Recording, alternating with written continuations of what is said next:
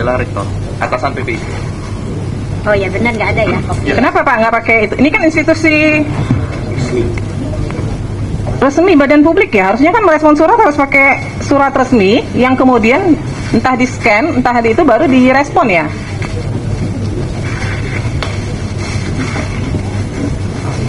Ini bahkan tidak ditandatangani loh. Ini kalau kita mau bilang ini sah dari UGM, mana yang membuktikan ini sah dari UGM? Nggak ada tanda tangan, tidak ada kop lembaga UGM, ya nggak ada. Kalau informasi dari pengelola PPID seperti itu? Ya nggak bisa Pak, Bapak kan sekelas UGM itu merespon permohonan informasi harusnya resmi, karena kan surat juga dikirimkan resmi ya. Jadi cara menjawab surat ya tetap harus pakai kop UGM seperti ini. Nyatanya ketika menjawab keberatan bisa tuh pakai kop, pakai tanda tangan tuh. Mohon izin Bu. Pengunjung tolong tenang ya. Karena yang tanda tangan di situ adalah kewenangannya rektor sehingga menggunakan kop UGM. Ya kan PPID-nya kan juga di SK kan ya. Jadi sebenarnya punya kewenangan untuk juga menandatangani surat ya. Nah ini gini nih. Ini kalau surat begini, bisa nggak ini dinyatakan surat resmi? Kalau by emailnya resmi UGM? Bukan soal by email, persoalannya surat ini kan dikirim ke lembaga gitu loh. Maka ketika itu respon dari lembaga, dia harus pakai kop surat lembaga dan harus ditandatangani. Ini kan tidak ditandatangani nih. Gitu loh. Jadi ibaratnya di PPID itu siapa aja bisa merespon begitu loh. Kan nggak bisa dong. Kan ada di situ ada ditunjuk yang bertanggung jawab. Ini sekarang kalau surat gini nih siapa yang bertanggung jawab nih? Nggak bisa kan? Nggak ada yang nanda tangan loh surat ini. Gitu loh. Hanya ditulis pejabat pengelola informasi dan dokumentasi PPID kan banyak. Bukan hanya satu orang.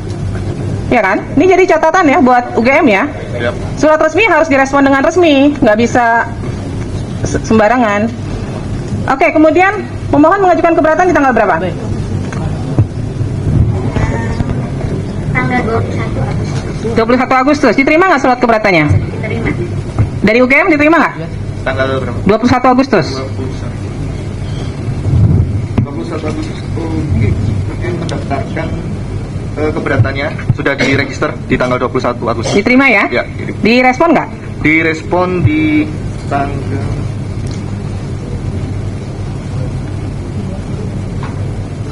26 Agustus 2025. Direspon di 26 Agustus. Sebentar. 11 September 2025.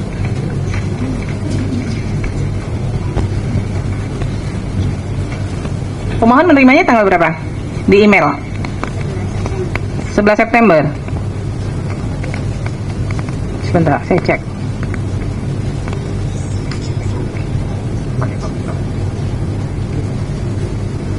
September ya.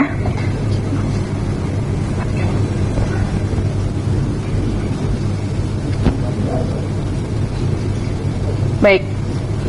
Respon dari keberatannya apa? Hampir sama dengan permohonan, tetapi sekarang dilampirkan surat serah terima dengan Polda Metro. Ada lampiran tambahan daftar dokumen yang diserah terimakan dari UGM ke Polda Metro.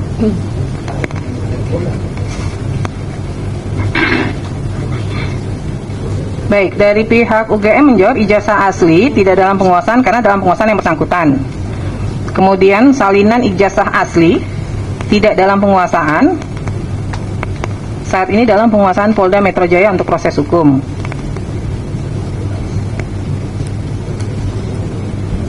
Pak, nggak ada fotokopinya sama sekali Pak, salinan ijazah. Jadi ketika diserahkan ke Polda Metro Jaya terus UGM nggak punya salinan sama sekali gitu. Kalau yang diserahkan adalah fotokopi yang dari kertas lama. Ya maksudnya gini, Dari kertas.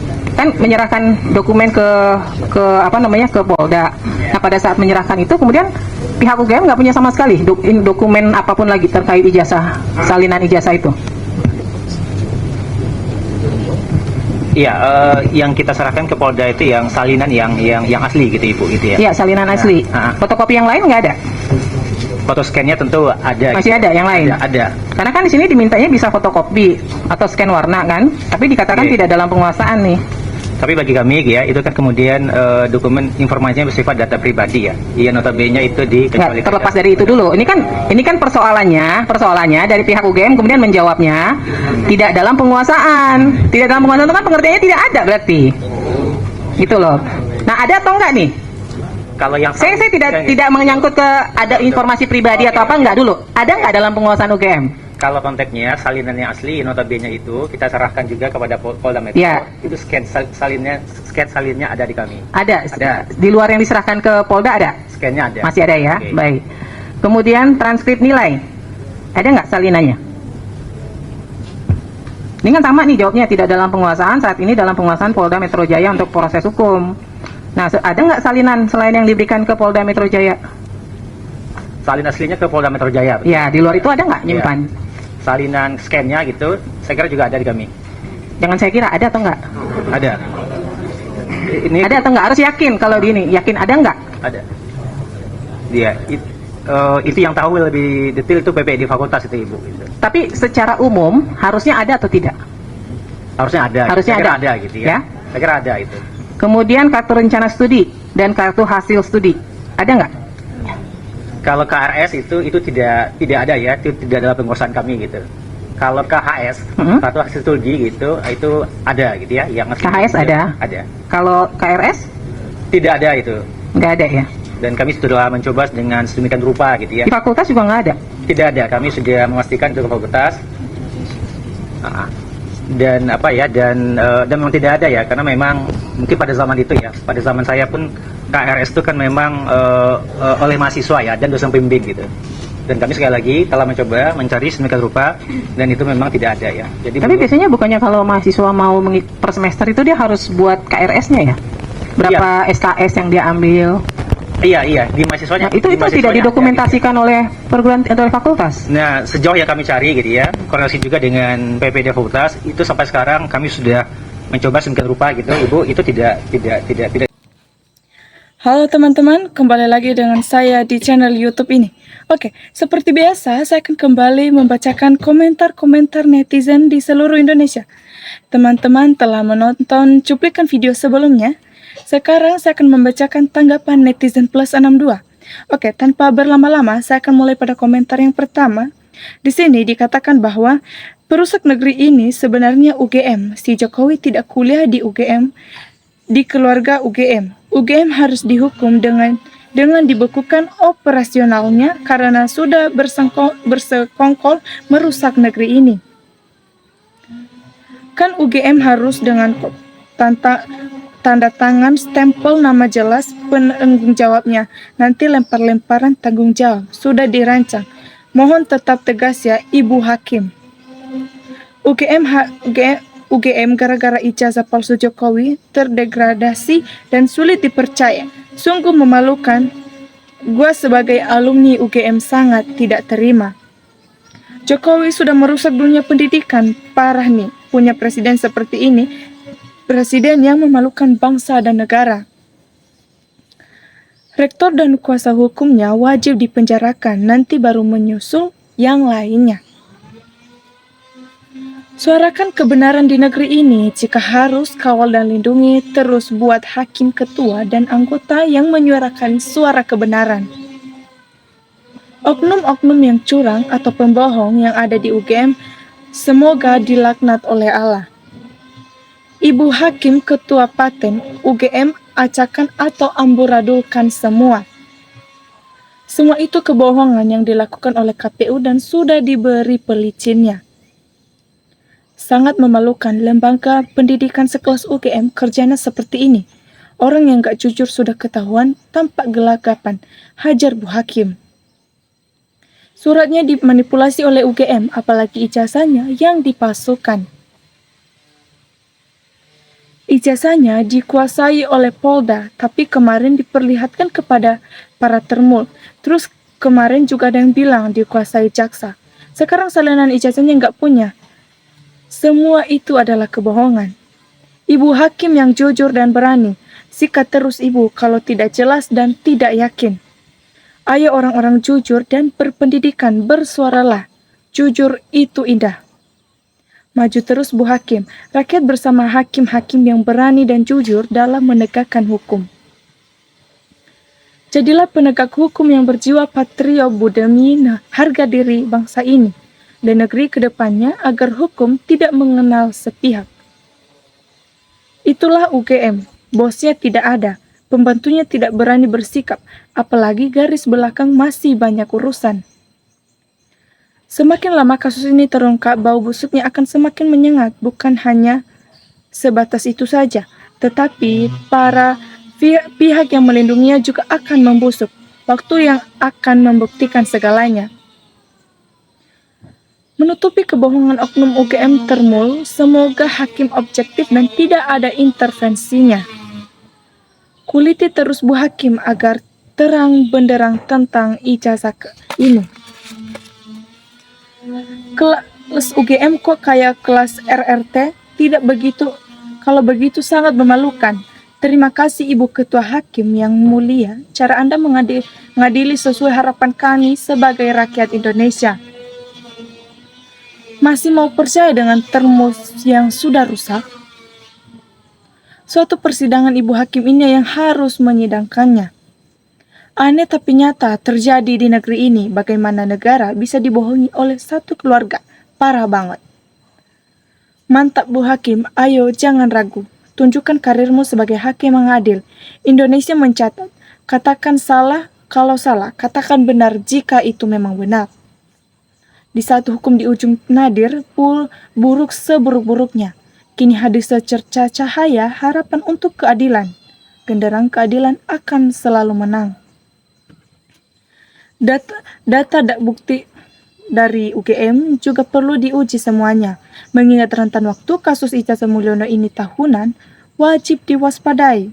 Uji kertas dan semua yang tertera di atas kertas serta yang lainnya. Tanpa kop lembaga dan tanpa tanda tangan, sudah jelas itu surat ilegal, alias bikinan sendiri tanpa sepengetahuan lembaga yang bersangkutan. Kebohongan tumbuh subur, kejujuran semakin luntur. Kalau mau jujur, urusan ini udah kelar, toh ujung-ujungnya juga ketahuan. Ketika terpojok, para termul berlindung atau privasi dan data pribadi. Semoga hakim yang jujur demi kita semua, jangan sampai yang salah jadi benar dan yang benar jadi salah.